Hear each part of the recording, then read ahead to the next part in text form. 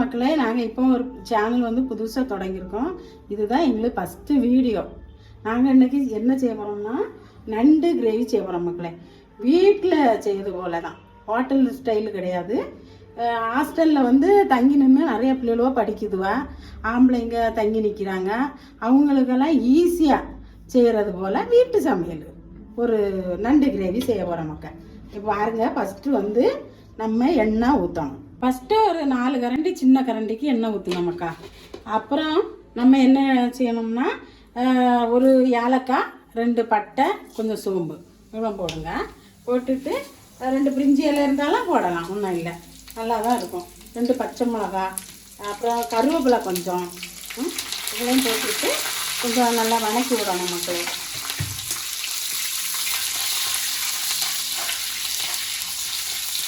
நல்லா வணக்கிட்டு அப்போ வந்து மணம் வரும். வணக்கிட்டு பச்சை மிளகா எண்ணெயிலே போட்டுடணும், ஏன்னா காரம் இருக்காது எண்ணெயில் போட்டால். அப்புறம் வந்து வெங்காயத்தை போடணும் மக்களே. வெங்காயம் ஒரு 4 வெங்காயம் எடுத்துடுங்க. ஒரு 4 வெங்காயம் எடுத்துடுங்க. நான் 1 கிலோ நண்டு பற்றியலாமுக்கா, அதனால் நீங்கள் 4 வெங்காயம் நீங்கள் எடுத்துடுங்க. 4 வெங்காயம் வதக்கினதுனால தான் நான் 4 ஸ்பூன் எண்ணெய் ஊற்றினேன். ஏன்னா மக்களே, அது நல்லா வதங்கும்.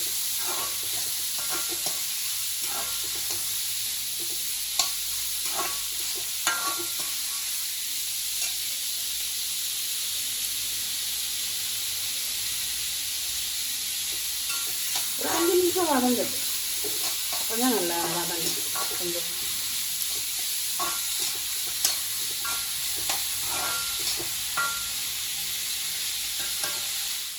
இப்போ வெங்காயம் வதங்கியாச்சு. இனி நம்ம தக்காளியை ஆட் பண்ண போகிறோம். நமக்கு தக்காளி வந்து 4 தக்காளி எடுத்துடணும். 4 வெங்காயம் 4 தக்காளி.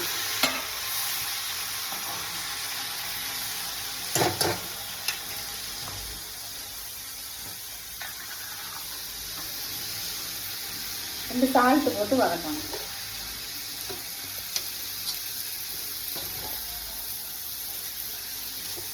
சால்ட்டு போட்டால் கொஞ்சம் சீக்கிரமாக வதங்கிற மக்களை.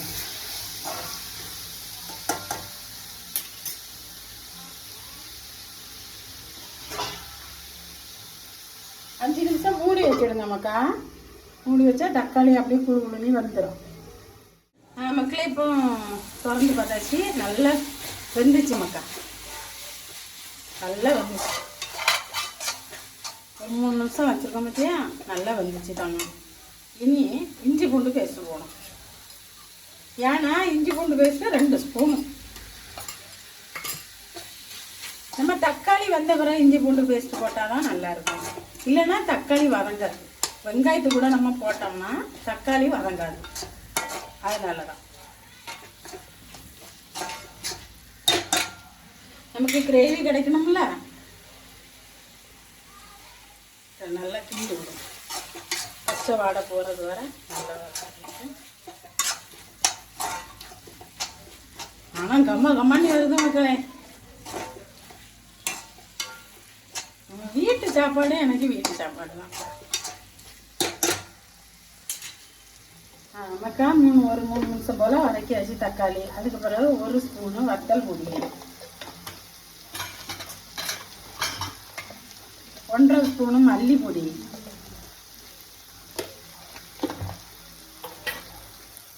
கொஞ்சம் மஞ்சள் பொடி,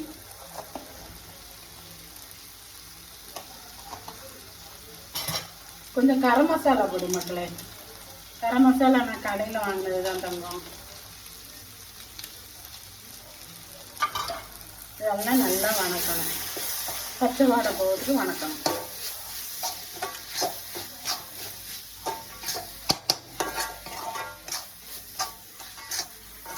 நல்லா வணக்கிட்டு பச்சை வாசனை போவது வர நம்ம வணக்கி விடணும். குழம்பு மிளகாத்தூள்லாம் போடாதுங்க மக்களே, தனி பொடியே போட்டுருங்க.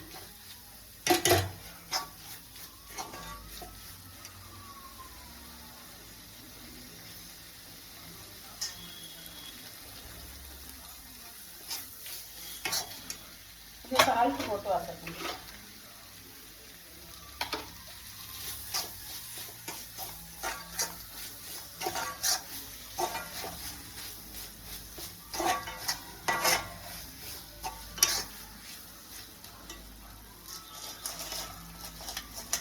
அப்புறம் 1 கிலோ நண்டு க்ளீன் பண்ணி வச்சுருக்கோம்லாமாக்கா, அதை போடும். தண்ணியெல்லாம் ஊற்றாண்டா, இப்போ நண்டுலேயே தண்ணி சுரக்கும்.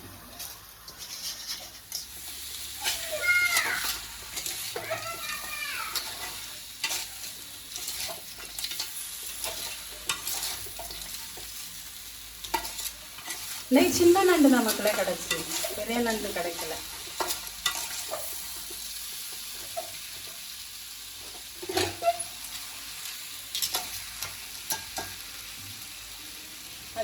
மூடி வைக்கும் மக்களே.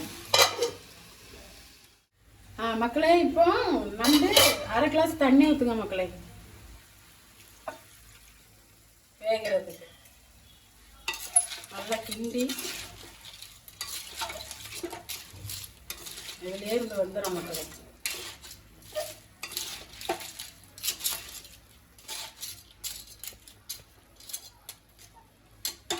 கொஞ்சம் சிம்மில் வச்சு விடுங்க மக்கா.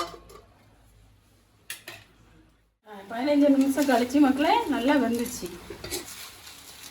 நல்லா வந்துட்டு ட்ரையாக தான் இருக்கணும் மக்களே. நம்ம அப்படி ஒரு குழம்பு கூட வச்சு சாப்பிட்டது தானே, ட்ரையாக இருந்தால் போதும். இனி மல்லிக்கீரை போட்டு இறக்கிற வேண்டியதான். கொத்தமல்லி கீரை போட்டு